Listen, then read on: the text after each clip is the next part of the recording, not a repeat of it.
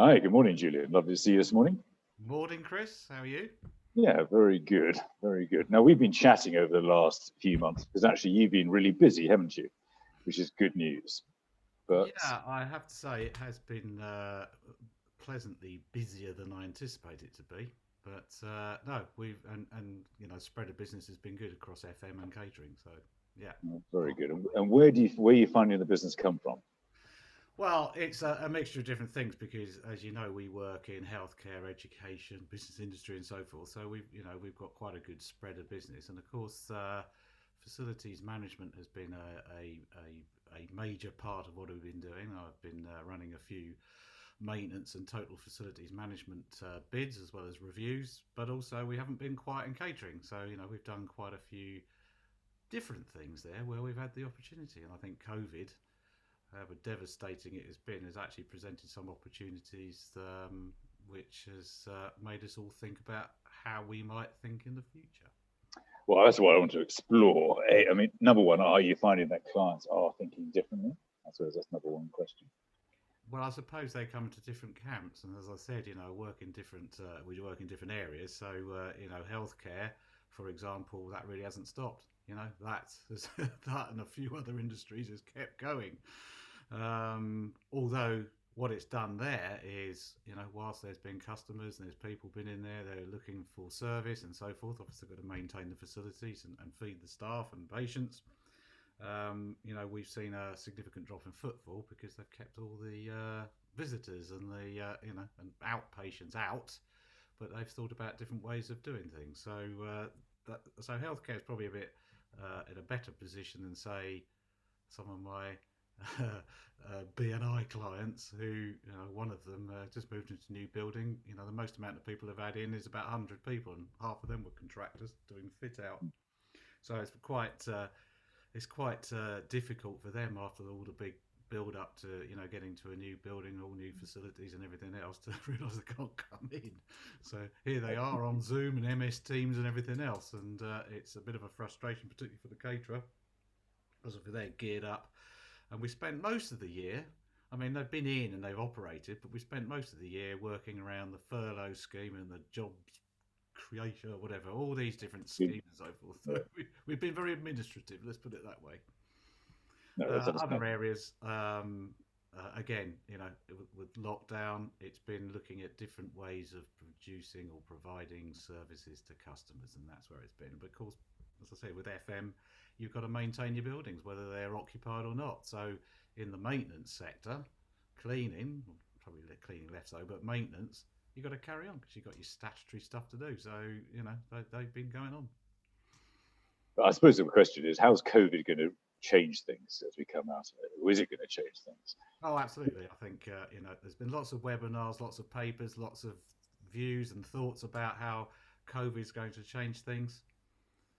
Interestingly enough, my answer is a bit slightly non-standard. Is that I probably in my own business, I'm kind of there already because when I first started out, 10, 15 years ago, we were very much around working off of computers, off a just anywhere we needed to be, being flexible, agile. Those are kind of words that you hear.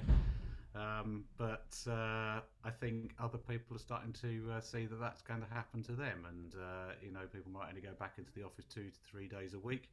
I think you might find that office spaces might be a lot more about where people commune, come together as groups and teams, as opposed to presenteeism.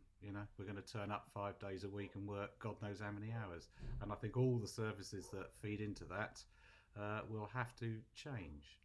Some will stay. That's quite a significant change, though, isn't it? I mean, Yeah, this is where the debate gets really interesting because you're knocking. If you take London, yeah, arguably you're knocking down revenues by about 40%, yeah, yeah, yeah, which is huge for yeah. companies and the high street and everything else. Yeah, but I don't think for a minute that if when we all go back, that keeps on faltering and changing and so forth. But when things return to normal, there won't be a normal. It will be different. And it was interesting. I think it was one of your events. I think it was the Alex Partners event, in actual fact, where they were talking about how people's approach to office is going to change, and in fact, it's quite age specific. So younger people potentially are going to go back in the office and want to get together. I mean, you've got to think about where they are. Whereas us old lags who've got bigger houses potentially, we're happier to work at home. Perhaps that's a very simplistic way of putting it forward.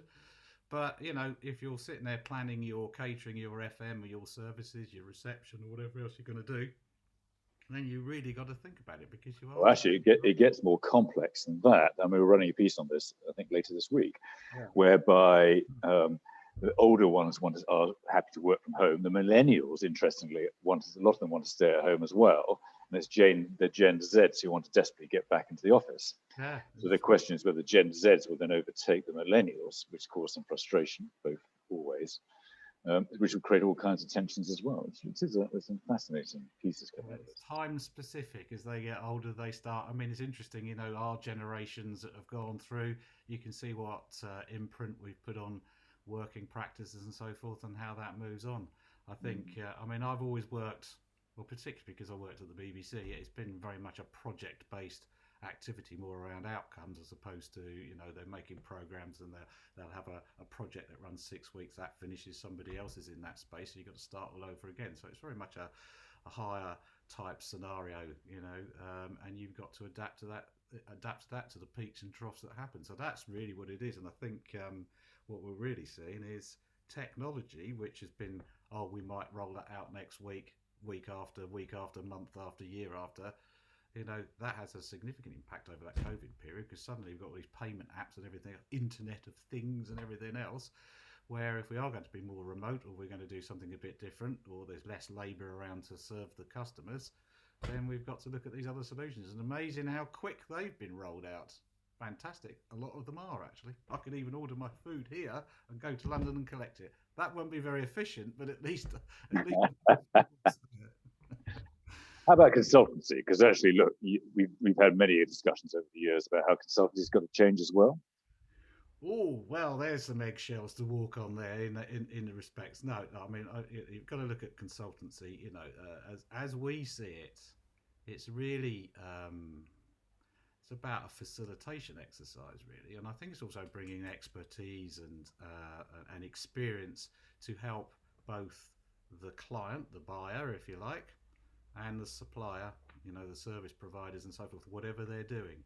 And I think, we've come out of over the last 20 years. I mean, effectively, in my field, facilities management is a fairly new phenomenon, isn't it? In the last 20, 30 years. I mean, before it was premises management, it was caretakers, that kind of stuff. But in reality, there's so much out there that we now to take into consideration. It needs to be more formalised, and FM does that. So I think we think that clients, this command and control type approach is probably a thing of the past. Well, isn't that the point? It needs to evolve out of this. Yeah, there's been too many tensions pre all this anyway. But actually, we do need a better process coming out, which I know you're a great fan of the vested model. Well, absolutely right. I mean, that came about exactly for all the reasons we just spoke about, which is flexibility, agility, and actually respecting the person you're working with, as opposed to I work for the client and you work for a contractor. That's completely ridiculous. We're all in it together. We're sharing common aims and objectives. We should work together. But you've got to recognise, and this is a well-honed argument, is that actually, if you're running a law firm or a bank or whatever else, your core expertise is banking, legal support, that kind of stuff, isn't it? Or hospital, whatever it's going to be. If you're a FM provider, your expertise is maintenance, cleaning, reception, or whatever, catering, whatever you're going to be doing. And one tries to do it and it fails because it costs too much money. They don't fully understand it, and off it goes down a wrong track. The others come along thinking they can run your core business, and that doesn't work. But together, and as a team, working together, facilitated potentially by a third party, which is a consultant or whatever it's going to be, you've got some chance of guiding. And so that's very much around engagement. That's around facilitation, and actually taking down the barriers and working together, working for we, which is the kind of the vested principle, and clearly setting out together your objectives, your guiding principles, all that kind of stuff that drives your thinking, and where. I mean, Vested is a fairly young model. I mean, although it's been 20 years in the making, it is very much more focused on the US, the Nordics, and so forth. The UK is ripe for it now because I think it's learned its lessons in the past with large scale contracts. We only have to think about 2 or 3 of these companies that have either not made it or scraped past. We've got to stop that. We've got to do something that's more beneficial together and people own the solution. And in actual fact, I think it's the whole thing about winning together and losing together.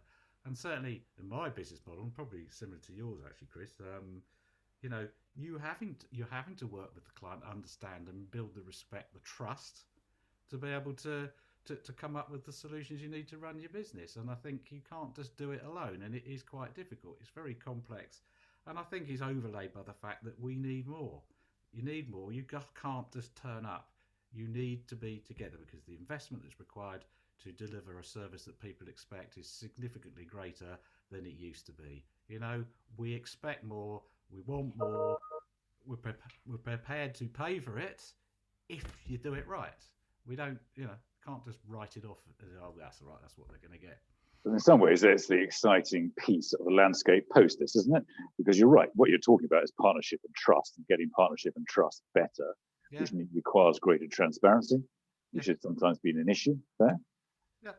So actually, the consultancy has to change as well, because actually the consultant has to create a framework to bring those sides together in a way that probably hasn't happened in the past. Is that fair? I think that's fair. I think there's elements of work that you do as a consultant that, still old school, as I would call it, because you've still got to do the statutory stuff. You've still got to go and check those things. But maybe there's different ways of doing it. In fact, share the knowledge with your partner, so to speak, in your client's business. You might get there quicker. I mean, one job we're doing at the moment, which has taken elements of the vested principle. I'm not sitting here saying it's vested. It's changed my narrative because it's made us think different ways, but we are still, pursuing that. And we've seen some big projects coming forward. BP just signed up with JLL recently. There's Johnson & Johnson. There's a whole load of different things that are happening right across the world, which is very exciting. And I think, even in the narrative that we have, we're mobilising a maintenance contract, for example. We're doing this 2 in the box thing, which is, you work for ABC maintenance company, I work for the client, and we sit together and go together through the whole project. Nobody's got any. It's not a hierarchical thing. It's a very flat line, and it's very much a working together scenario. And then in that model, which goes back to your consultancy thing, I've done the procurement. We've done the procurement piece. That was painful because it's difficult, but we've got over that now. And I'm facilitating the meetings, making sure people are doing what they're supposed to be doing, hitting the objectives and at the speed that's appropriate, and putting in the resources as we need. Of course, I've got the expertise to look at certain aspects of it from facilities management, but I'm letting the team do it. It's about delegation and so forth, and they're letting me do it, which is great, because that's an element of trust, isn't it? Because he can help us do it, as opposed to me saying, well, here's the mobilisation plan, I want you to hit this, that and the other. There's an element of that, but they both understand. So if there are issues, they can resolve them together rather than, falling out and, this company's rubbish, why did we appoint them? Every week we all get back together and we use, traditional structures are still used. You still have your steering groups and project boards. You need those. It's a different mindset, is what you're saying. It's less about control, more about partnership. Correct. And I've done that way back, all the way through my career. Sometimes people open the door and say, get on with it. Other people put the barriers up and get that Fris bloke out of here because he's a maverick and he gets in the way and does stuff. But if I hadn't have done that, say, at the BBC, they wouldn't have seen half the things that, hit the ground with the retail piece, the procurement. So just for people who don't know you, it's worth just saying that you used to oversee the BBC catering food service policies across the UK. I did, and that was an interesting job because that was years ago now. So it doesn't seem that long ago, but it was. But no, actually, I think that was, from my career perspective, that was a great job to do, because it was a job that nobody, others had done, and they'd done well. But it just gave me the opportunity to do something different, because it wasn't something I applied for. I was asked to do it because I was kind of the last man standing at catering knowledge in the organisation. You're being a bit modest, aren't you? Because going back, if you go right back to 20 years ago or more, because you've always been quite brave. You've always had a band on the side, which you played on weekends. But if I remember rightly, in about 99, was it? You left a operations director's job and went on a cruise for 6 months. 97 that was. Was it 97? It was one of those. It was one of those moments that I'd been working for a little company called Taylor Plan. Some people might remember that. Was a great little company. It was run by some Australian entrepreneurs. I learnt a lot from them, and they were different. They had a view, and it was like, make it, you're in, you're out type scenario. So that spawned some good industry leaders, as you know, Ian Sarson and Andrew Price, too, come to mind. And I went off in a different direction than them, because I carried on. We were bidding for contracts in the NHS, and then this opportunity came up, as you say. I ran a band for 20 years. As you can tell by my piano's up there. Not that I'm going to sit there and do my Elton John thing, but that was a release, because in a high pressure kind of scenario, you do need to do something different. I kind of pitched it round now, because obviously my consultancy is the exciting bit. But yeah, an opportunity came up to play on a cruise, and it was like I had the call, and it was like, I can't really give up this job. And then I only took a discussion with the other band members. Said, yeah, we're going to go. And you're going, well, that's a big deal. And I went, let's do it. Let's just do it, because break the cycle, go away and think about what you're going to do. I came back, and clearly my whole life changed at that particular point, because I then went to the BBC, went to World Service, and then moved on. And before I became catering lead, as it were, I ended up running Television Centre, that iconic building in White City. Although the amusing thing about that is that when they were talking about Television Centre closing down, obviously it's reopened now, but at the point it was being redeveloped, with all these people on TV going how wonderful it was, Top of the Pops, and all, great, marvellous.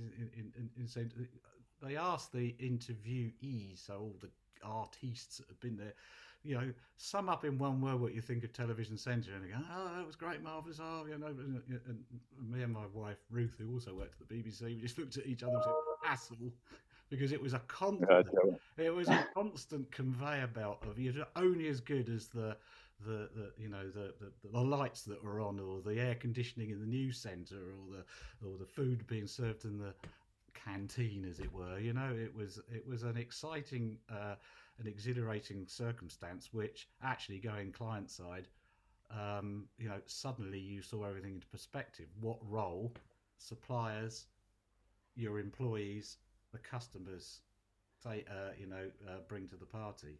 And that's helped me, because that's when collaboration was kind of born within my own career, which is actually, to get the best out of anything, you've got to sit down, talk to people on the same level, deal with it, and listen to them. I went off, and it was a forbidden thing to go and talk to the BBC staff about what they wanted in the canteen, as they called it, and I did. And suddenly I think we were the first one to bring Costa into the public sector, so you can blame me for that one. And of course, the other one was the challenge on VAT. Remember that one, which had a significant impact on the whole industry, where cold food takeaway. So all those people sitting there moaning about the fact they got to pay 18% that they would have paid 100% before. So I think it gave me the opportunity to do things, and sometimes, and I suppose the message is, don't always go into the high profile, exciting stuff because everybody's looking at you. Go into the things that people don't want you to go into, people that don't want to touch it, and so forth. Because what I learned, other than how to manage politics, because BBC is quite a political organisation, is actually to measure success is when everybody else starts taking the credit. At that point, you know you've done the job. At that point, I left and went to the start of my business. But no. To be fair, the BBC was great. Gave me opportunities, not just in FM and catering, but diversified into other areas. Even freedom of information. We were one of the first practitioners of that in dealing with inquiries that were coming into the organisation. So, you know, it was a great organisation, but it's not a caterer. It's not a facilities management.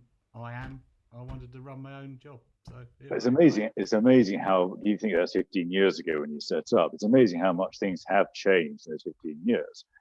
And actually, it's going through a massive, and that's why it's really interesting now, because it is a real period of change, isn't it? Yeah, but look, I mean, I've grown up.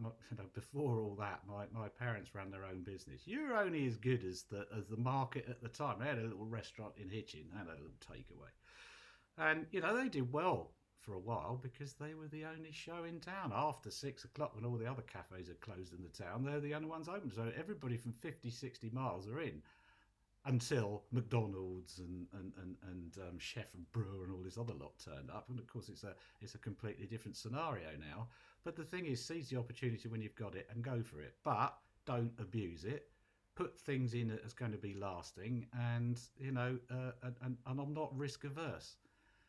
Controlled risk, but not taking reckless risk. But certainly there are times where you just make a decision that might be slightly people are slightly nervous about, but you help them through it. And that's helped me now because obviously my parents have been through that already. So when we're dealing with these kind of scenarios like COVID or Brexit and so forth, you can be slightly more open-minded and say, it's not the end of the world. There are other things that you can do. And let's face it, after every natural disaster, what's the first things that opens up after a field hospital, cafe? So I think we need to build on our strengths rather than complaining about things that might never happen. And a lot of it's just people. It's the loss of control and the change, as you said, which undermines people's confidence. And I think it's just get on with it, And that's helped. And what's your hope now? What's your hope for the future if we come out of all this? A holiday would be nice. Wouldn't it just? It's coming a bit like Groundhog Day at the moment, isn't it? Yeah. What do I think is going to come out of it? I think people are going to be more appreciative of each other. I think it's got very polarized, and I think people are. They've appreciated.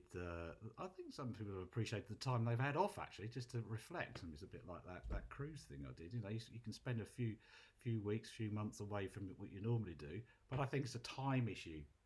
I think also it's helped, as we were saying, bring forward technology that would never have been used because people have. We've got to do it. Let's just get on with it, and taking a risk there, which I think has been great. Most times it's worked, sometimes it hasn't, but it's just proved the point. It hasn't been as much of a risk as before. So I think if people are a little bit more bold, do something a bit different, don't get sidetracked, particularly with the larger organisations, because the larger organisations have kind of hit, and I saw a report by McKinsey which sort of segmented the economy into sort of three elements, which at the top with the tech companies, the farmers and so forth, who embraced change and obviously riding high on the vaccine and all the other kind of stuff. Then you've got all the highly regulated organisations down the bottom who are going to struggle because they're just locked into retrospective controls. And then you've got the people in the middle, which we are. You either go up or you go down.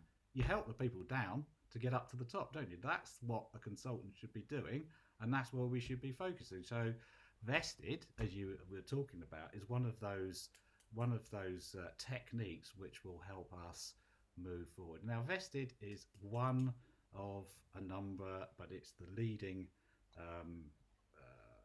methodology, if you like, to bring collaboration into workplace, because there's an ISO 44001. I'm sure other people write in and say no, it wasn't, but it is something like that. There clearly has been a lot of work done on collaboration, but to get the tools and the support and everything else. You need that to get it to the party. And of course, we're seeing large organisations, Microsoft, McDonald's, BP, and so forth, embracing it because they recognised that they were stuck down in a highly regulated, difficult move scenario, and if they wanted to survive, they had to go and kick the doors down and do something different. And it's just about a realisation and a belief by, particularly the board, the C-suite managers, whatever you like to call them, to accept that actually they need to do something different. So it just goes back to my don't be afraid of risk. Sometimes do something. But the C-suite also now are recognising the value of services much more as well. Yeah, and I think it's been, and I think collaboration. I was looking at Harvard and McKinsey's kind of research. They talk about it, and of course they've referenced vested and other methodologies, if you like. It is in their mind that they need to do it, and I think right now, if you're faced with some long-term debt because you've got to pay off your investment C bills or whatever you're using business support, then perhaps this is the time to do something different. And the fact is, whilst we're locked down, use the time to start developing your strategy. And I think a lot of people are. There's a lot of those kind of conversations that are going on at the moment, and people doing something about it. And the fact is, our industry, if you like, the hospitality industry, it's on its knees effectively. But there are people out there doing stuff. I mean, some companies there, every week they're coming out with, as you know, which companies they are. They're coming out with, I'm going to deliver food to you. And sometimes that works. Sometimes it miserably fails, and not necessarily because of what they're doing. It's all the support. Yeah. So the distribution or the connectivity or the availability, that kind of stuff. So, or Brexit or whatever. I was interested to hear that it's great doing this packaging.